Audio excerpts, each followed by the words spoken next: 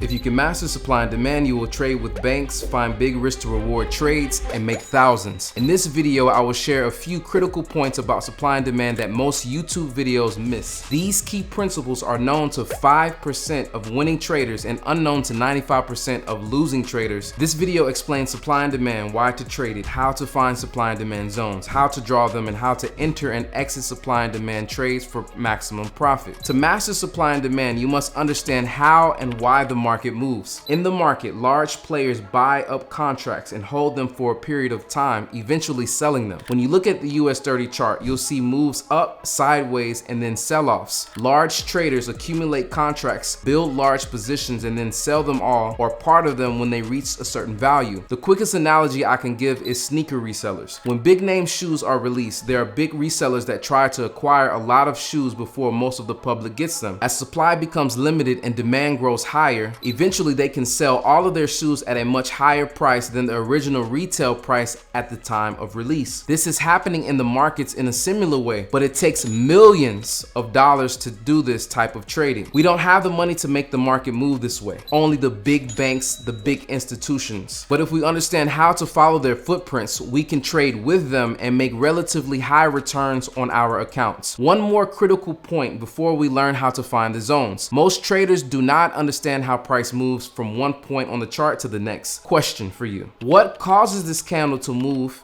from one price to another? If you answered more buyers than sellers, watch this video and save your trading career. Markets work in two-way auctions. Both sell and buy sides of volatile instruments will have stacks of bid and offer contracts. As you can see from this column represents buyers. The buyers say, at these prices, I like to buy X number of contracts. The sellers say, hey, at these prices, I like to sell X number of contracts. It's an auction. To execute an order, it must be paired with another order with the opposite intent. For example, to sell X contracts, there must be a buyer willing to buy them at the offered price and vice versa. This is how the markets move. Now, one more key. We hear that for every buyer there is a seller. This is true, but rarely hear that there are two types of sellers and buyers. Please listen to this. Buyers and sellers can be passive or aggressive. What's the difference? Passive sellers and buyers cannot move the market. They offer or bid using limit orders. Aggressive sellers and buyers move the market. They buy from offers and they sell into the bids. They buy from higher prices and they sell at lower prices. They push the market and determine its direction, not us. Here's an example. The sellers who want to sell X contracts at $39.48 have limit orders at that price point, and they won't sell their contracts until price reaches that price level. They are considered passive sellers, passive supply. On the other hand, there are buyers with limit orders to say, at this price point, I want to buy X amount of shares. This is called demand. Nothing happens between these two parties.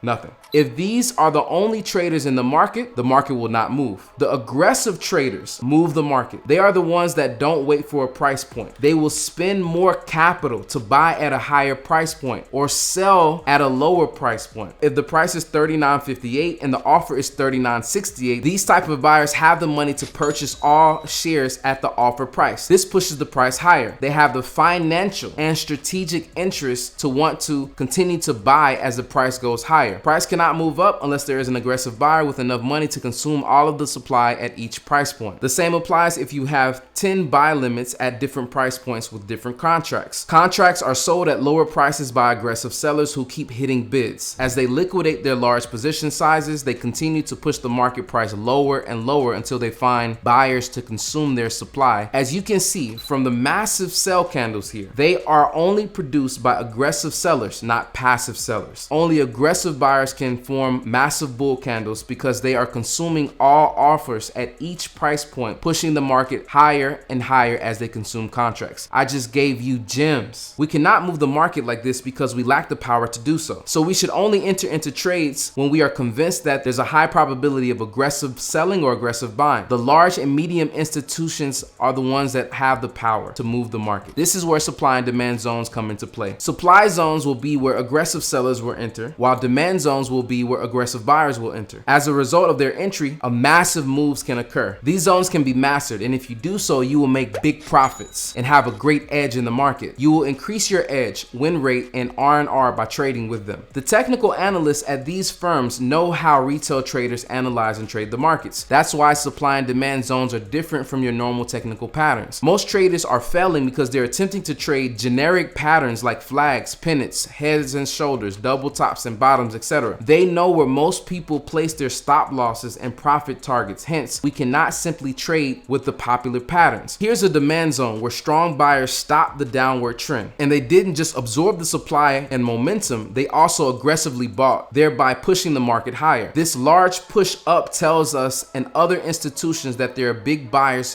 here who are interested in pushing the market higher. Most retail traders will begin to chase the higher move due to FOMO, but there is a high probability that the same buyer and other big buyers will allow price to return to the area again before buying aggressively again. You may ask, why let the price return to the same zone? Because they want to get the cheapest price. If we switch to the sneaker example again, if I want to buy 1,000 sneakers at $125 upon release, there may not be enough supply at the time, so I'll buy 500 pairs at $125. The intent is still to buy 500 more pairs, so I may wait until the price drops back down to the lower price point before I buy the rest of my orders to save money. In short, they want to buy cheap. Whenever they acquire contracts, they pay a higher and higher price as they knock out all the orders. In other words, the price that they paid here is much higher than the price that they paid here. Even though they want to continue gathering more contracts to sell off later, they will want to make the best profit, so they'll buy down here. The big institutions that bought here are likely to buy again once price returns to the zone. So what will we see when price returns to the zone? Strong rejection and massive bullish candles. This means that there's a large number of aggressive buyers that have started buying here, and this will likely continue up. We would enter here, stop loss below here, and take profit below here if we were to enter this trade. These are the trades we want to be in. Let's look at the supply zone. As a result of a large seller aggressively selling their shares and contracts, this occurs. It indicates to us and other well-informed traders that a big seller sold aggressively from this zone when we see massive candles like these. Our strategy is to wait for price to return and give us a signal of entry once the massive downturn occurs. In this case, we have a bearish pin bar and an evening star upon a return. These are sell signs that the sell zone is rejected and we are safe to sell. We'll see a massive sell down, beautiful risk to reward, while normal retail traders may see a double bottom or a break of structure on the 4-hour zone and attempt to buy. But supply and demand traders see things differently. The supply zone in the 4-hour time frame is aligned with the overall downtrend. So we'll wait until the price returns to that zone, confirm, and then shoot. Let's get into the types of supply and demand. There are two types of supply and demand. You have continuation and reversal. For the continuation patterns, you have what is called the drop-based drop. The market drops and consolidates or shows signs of indecision, and then it drops again sharply. We sell once the price comes back into the zone. This is called a supply zone. The bullish side is called rally-based rally. The market rallies up and consolidates or shows signs of indecision, and then it rallies again sharply. This is called a demand zone. We buy once the price comes back into the zone. These are very high probability setups with excellent risk to reward. Now let's talk about the reversal. So the reversal is called rally-based drop. The market rallies up into a consolidation zone and then drops sharply. We sell upon return to this zone. This is a supply zone. The demand zone is called drop-based rally. The market drops into a consolidation zone and then rallies up sharply. We buy upon return to the zone. This is a demand zone.